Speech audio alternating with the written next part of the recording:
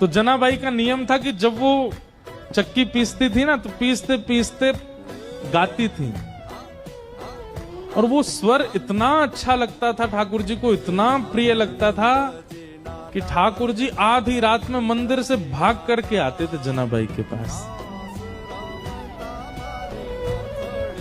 और ठाकुर जी बैठ करके सुनते थे, जनाबाई चक्की पीसती थी,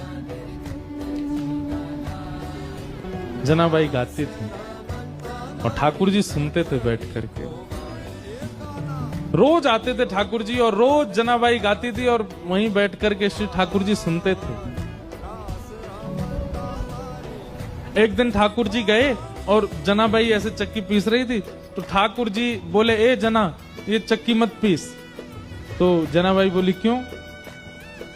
ये घर घर घर आवाज करती है, तो तेरा स्वर जो है वो अच्छे से मुझे सुनाई नहीं देता, इसको नहीं पीसेगी, शांति रहेगी, तेरा स्वर स्वच्छंद सुनाई देगा मुझको। आप विचार करो ठाकुर जी को कितना प्रिय लगता है।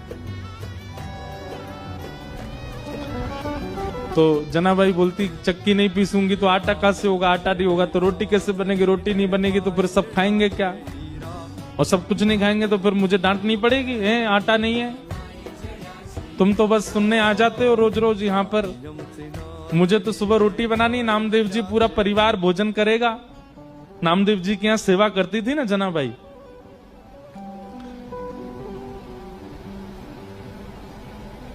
चक्की नहीं रोकती, पीसती रहती, गाती रहती। ठाकुर जी बोले, नहीं नहीं चक्की रोको, मुझे तुम्हारा स्वर सुनना है। तो जनाबाई बोलती, थोड़ा सा रह गया है, एक काम करो, अब मैं पीसूंगी तो धीरे धीरे चलेगा, तुम भी हाथ लगाओ थोड़ा सा। तो ठाकुर जी हाथ लगाते जनाबाई के साथ, और साथ में बैठ करके दोनों पीसते, और पीसते पीसते जनाबाई गाती, ठाकुर जी को सुनाती।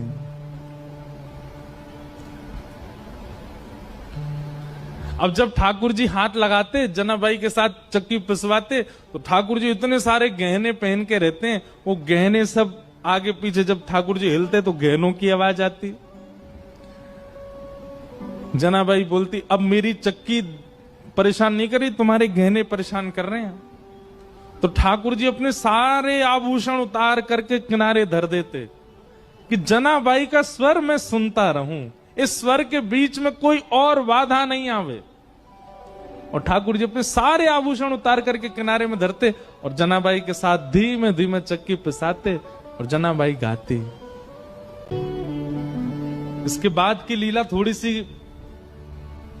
हृदय